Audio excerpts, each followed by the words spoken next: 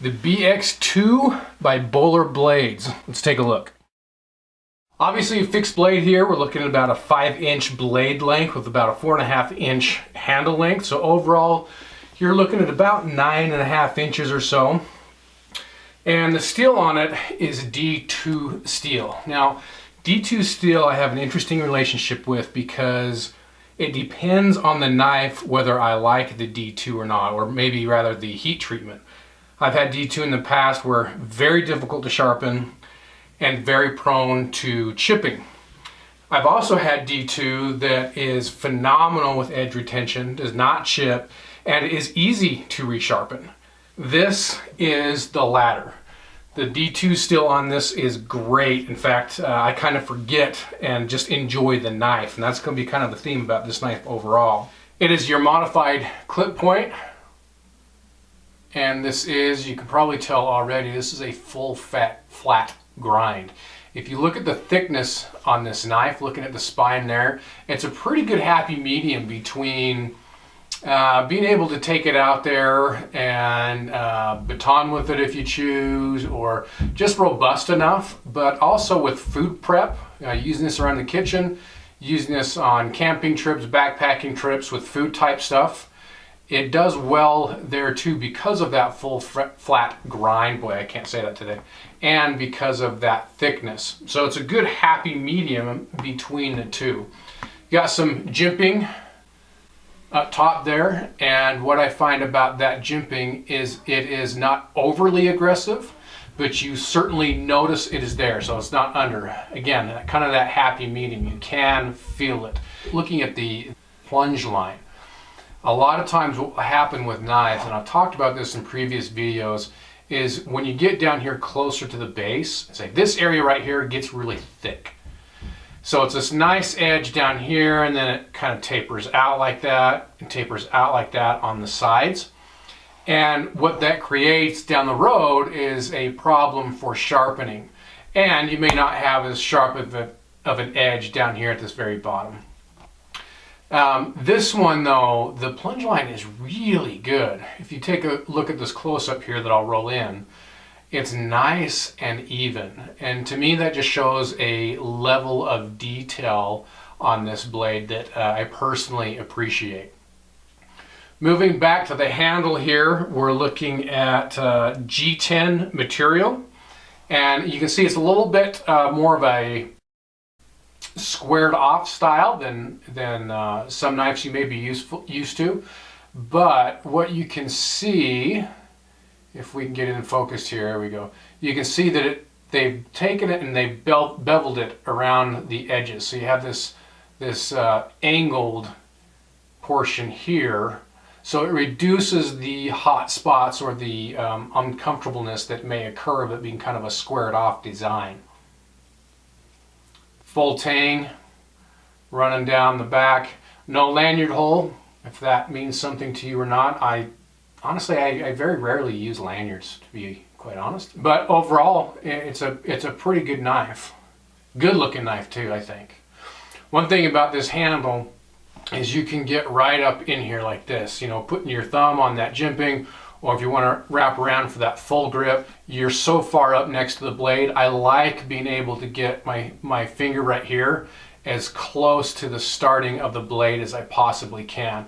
I just like that for control and use of the blade. Sheath that it comes with, Kydex. Pretty standard type of sheath if you've seen Kydex before in the past. You do have a drain hole right here. Fit of the knife in the Kydex is phenomenal. It retains very well, fits very well. Little bit of rattle, but that doesn't bother me at all. I don't notice that when I'm wearing it at all. I'm mainly concerned with how it fits in there and does it retain in there. That's mostly. Now if it's in there shaking around like a, oh, who knows, like a marble in a soup can, then that's a problem. But this has a very, very nice fit. It has the Ulti clip. Now this is different for me. This is not something that I have used on any other knives. So it was kind of interesting to use this style. And basically you've got its retention system. You got this little piece right here that opens up. And then you slide this on your belt. Now if you're looking at this going, well man, that's a thin belt. Your belt is not really meant to go through that. This is just grabbing on. So you put it through your belt and you clamp it back down, and that will through pressure keep it on your belt. I did not notice any problems whatsoever with this Ulti clip. And the one thing you'll notice with this style of sheath, or with this attachment style rather, is it really holds it in close to your body, so it sucks it in. It's almost like, for those of you that carry, the analogy I would make is a outside the waistband holster versus IWB, or inside the waistband holster. An IWB, it really takes that gun and sucks it in close to you, whereas the OWB, it hangs out a little bit. So pros and cons there. Overall, what I feel about it is it just carries real nice. And a lot of times I forget it's there. Price point on this, as of right now, I think is around 70 bucks. I sometimes hate rolling prices into these reviews because as the reviews age, prices change.